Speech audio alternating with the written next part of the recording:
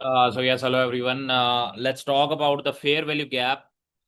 Fair value gap basically क्या होता है? These are the areas of imbalance, जहाँ पे मार्केट के बड़े ऑर्डर्स लग रहे होते हैं और वो फिल आउट नहीं होते, एंड मार्केट फिर दोबारा उन ऑर्डर्स पर आती है उनको फिल आउट करने के लिए।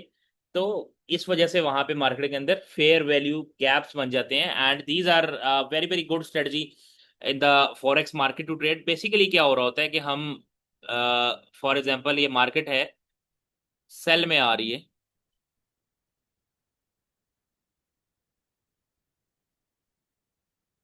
अब इस कैंडल और तीसरी कैंडल, पहली कैंडल और तीसरी कैंडल के दरमियान में अगर उनकी विक्स आपस में नहीं जुड़ रही, ठीक है, विक्स आपस में मैच नहीं कर रही, मिल नहीं रही, ठीक है, जैसा कि ये देखो, ये एक विक है और ये एक विक है, ठीक है। तो हम इस दरमियान वाली कैंडल का जो एरिया होता है उसको हम मार्कआउट कर लेते हैं, और इस एरिया का जो 50% एरिया होता है, फॉर एग्जाम्पल मार्केट सेल में जा रही थी, मार्केट सेल गई गई, और जब ये मार्केट वापस आ गई इधर रीटेस्ट करेगी, तो हम यहाँ से मार्केट को सेल आउट करते हैं, एसएल इसके ऊपर देते हैं, बिल्कुल ठीक है। होप सो ये बात आप लोगों को समझ आ गई होगी। मैं दोबारा रिपीट करता हूँ, तीन कैंडल्स आपने देखनी है, कलर मैटर नहीं करता। अब ये सेल में जा रही है, ये बाई की कैंडल भी हो सकती है, ठीक है, और तीनों ही सेल की कैंडल भी हो सकती हैं, लेकिन अगर तीनों ही सेल की कैंडल हो तो ज्यादा अच्छा है। अगर ये बाई की है, ये सेल की है, ये सेल की है, फिर भी गेम बनेगी, फिर भी चलेगा, लेकिन इस पहली कैंडल और तीसरी कैंडल की विक्स के दरमियान में, पहली कैंडल का लो और तीसरी कैंडल के हाई के दरमियान में फर्क होना चाहिए, जिसको हम फेयर वैल्यू गैप कहेंगे। और एट द एंड मार्केट वापस इस फेयर वैल्यू गैप को फिल करने आएगी, क्योंकि यहाँ पे मार्केट ने इम्बैलेंस छोड़ा होगा, उस इम्बैलेंस को मार्केट ने पूरा करना है। जो बड़े प्लेयर्स हैं उनके ऑर्डर्स को पूरा करना है आगे, ठीक है। यहाँ तक होपफुली आपको ये चीज क्लियर हो गई होगी, ठीक है। अब हम डिस्कस कर लेते हैं कि बुलिश फेयर वैल्यू गैप किस तरह होगा, ठीक है। सेम सिनेरियो रहेगा, कैंडल के कलर पे नहीं जाना। ये नीचे वाली कैंडल बाय भी हो सकती है, सेल की भी हो सकती है, लेकिन कैंडल तीन होनी चाहिए, ठीक है। तीन कैंडल्स के दरमियान हम देखेंगे एफवीजी को। अच्छा, यहाँ पे एक विक आ जाती है। अगर ये विक यूं हो ना, यूं, और इसकी विक यूं हो, तो यहाँ पे फेयर वैल्यू गैप नहीं होगा, क्योंकि इन दोनों की विक्स आपस में मिल रही हैं। इनकी विक मिलनी नहीं चाहिए, ठीक है, इन दोनों की विक आपस में मिलनी ही नहीं चाहिए। अगर विक आपस में मिल गई तो बस, फिर फेयर वैल्यू गैप नहीं होगा, फिर वो फिल अप हो जाता है, ठीक है। अच्छा,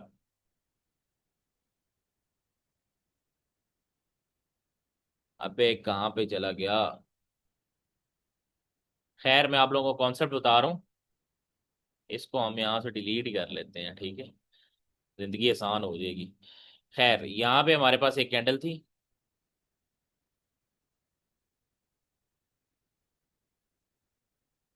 उसके बाद एक कैंडल आई, उसके बाद एक और कैंडल आई। ये बाय की बात हो रही है। अब अगर इनके दरमियान में विक्स इस तरह है ना कुछ, एक छोटी सी विक इधर है और एक छोटी सी विक इधर है, ठीक है, तो फिर ये हमारे पास एफईजी कंसीडर होगा, फेयर वैल्यू गैप कंसीडर होगा, और ऊपर जाके मार्केट जब वापस इसके अंदर आके टैप करेगी, तो हम यहाँ से इस एफवीजी के 50% एरिया से यहाँ पे एसएल रखेंगे और इसको हम बाय कर लेंगे, ठीक है। होप सो ये आप लोगों को बात क्लियर होगी होगी। पहली कैंडल में और तीसरी कैंडल के अंदर गैप होना जो है वो बहुत जरूरी होता है। H1 का टाइम फ्रेम है, मैं आप लोगों को एग्जांपल दे देता हूँ इसकी, ठीक है, परफेक्ट परफेक्ट एग्जांपल दे देता हूँ। अच्छा, यहाँ पे अगर आप थोड़ा सा गौर करें, तो व्हाट डू यू सी के यहाँ पे एक एफवीजी बन रहा है, ठीक है, यहाँ पे और यहाँ पे। आप इसको मार्क आउट कर लें।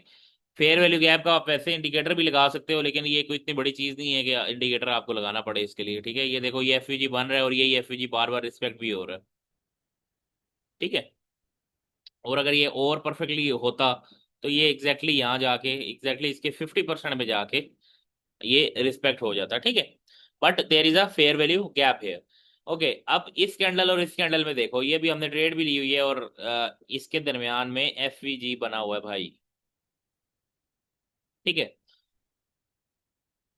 इस कैंडल का लो और इस कैंडल का हाई, इसका लो और इसका हाई आपस में मीटअप नहीं कर रहे, और यहाँ पे एक एफवीजी बना हुआ है, तो market should come here and we can plan a sell trade from here. यहाँ पे हमारे पास सप्लाई भी है, और जिस आगे हम डिस्कस करेंगे। ऑर्डर ब्लॉक के अंदर ऑर्डर ब्लॉक भी हो और फेयर वैल्यू गैप भी हो तो वो बड़ा तगड़ा ऑर्डर ब्लॉक होता है, ठीक है। अच्छा, कुछ बाय की हम एग्जांपल ले लेते हैं।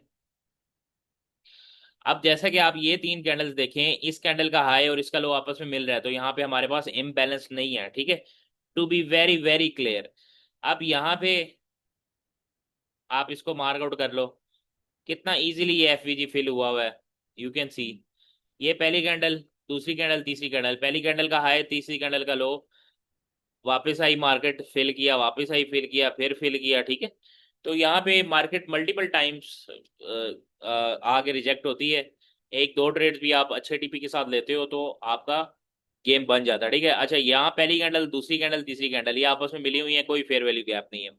फेयर वैल्यू गैप के लिए जरूरी है कि मार्केट ने एग्रेसिव मूव किया हो, एग्रेसिव मूव हो तो सीन ऑन होता है। अब यहाँ पे एक सिंपल सी चीज है भाई, सिंपल सी चीज है, ये छोटा सा एफवीजी बना हुआ है और ये रिस्पेक्ट हुआ हुआ है, ठीक है। तो इससे आपकी ट्रेडिंग और भी ज्यादा अच्छी हो जाएगी और सिर्फ सप्लाई डिमांड देखने की बजाय आप और मार्केट के अंदर भी चीजें सर्च आउट करोगे और उसकी बेस पे आप ट्रेड लोगे। अच्छा, कुछ और एग्जांपल अगर आप इसकी लेना चाहते हैं तो उनको भी देख लेते हैं। यहाँ पे भी एक एफवीजी है, ये पहली कैंडल, दूसरी कैंडल, तीसरी कैंडल, ये इसका एरिया और यहीं से मार्केट रिजेक्ट, ठीक है। और इसके साथ अच्छा, ये हमारे पास एक ऑर्डर ब्लॉक भी है और फेयर वैल्यू गैप भी है। जहां पे order block plus fair value gap हो तो वो और प्लस पॉइंट हो जाता है, ठीक है। So hope so this concept is clear. अगर इसके अंदर कुछ भी क्लियर नहीं है तो काइंडली नीचे कमेंट कर दें। I definitely tell you more about the fair value gaps and more power to you everyone.